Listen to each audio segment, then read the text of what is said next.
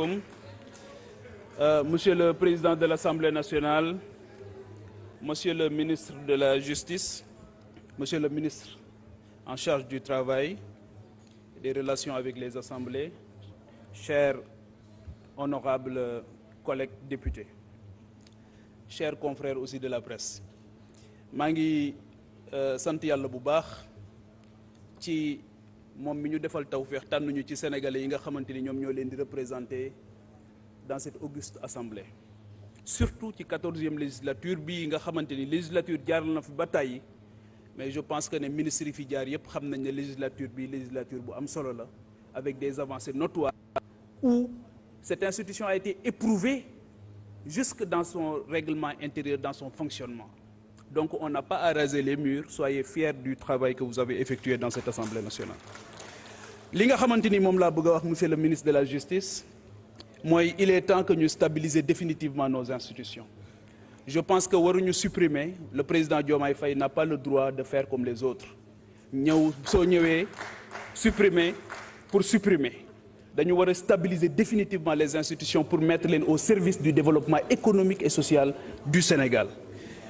Je pense que le grand chantier de tous les candidats, de tous les prétendants à la magistrature suprême, c'était la réconciliation. La réconciliation des Sénégalais d'abord, mais la réconciliation ci Sénégalais yi ak institutions yi. Et je pense qu'il faut que la confiance revenir au cœur entre les institutions et les Sénégalais. Beneen bi mooy man Papa Djibril Fall ñëwuma fii pour nekk ventriloque wala caisse de résonance d'aucune institution.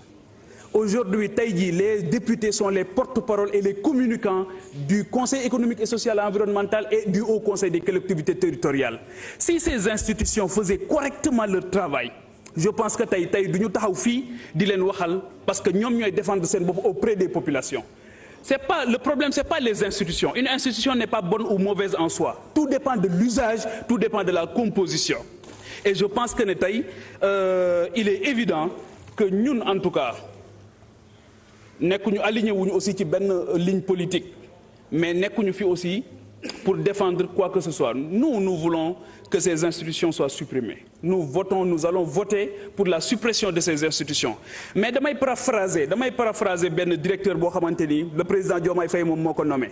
Mu ne dites la vérité avant le retour du bâton.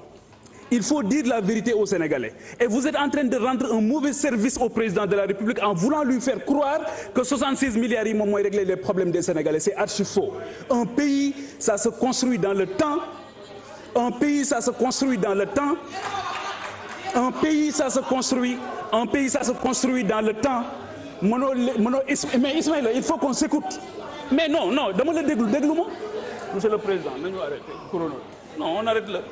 Mais la politique, c'est deux choses. La politique, c'est deux choses. Avoir la capacité de convaincre et la capacité d'agir. Mais il faut qu'on s'écoute, il faut qu'on apprenne à s'écouter. Man fi kenn du fi wax ba ma dagg la. Donc su may wax il faut qu'on s'écoute.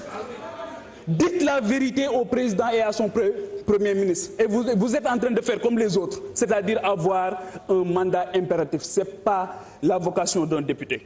Donc kenn mënuñoo tere lu ñuy wax li nga xamante ni moom lañ bëgg a wax. Donc dites la vérité par rapport aux 760 milliards yi nga xamante ni moom lañ la wax. Dama paraphraser seen benn directeur boo wax ne dites la vérité avant le retour du bâton. Il faut éviter le maquillage. Dites la vérité sur toutes les questions yi nga xamante dañu interpeller l'avenir du Sénégal.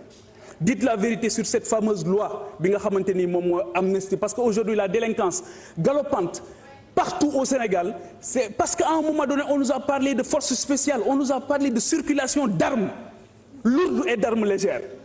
Donc tey jii ñoo ngi rey nit ñi Sénégalais, mais d'où proviennent ces armes? Donc dites la vérité, dites-nous aussi la vérité par rapport à la lancinante question de l'ONAS.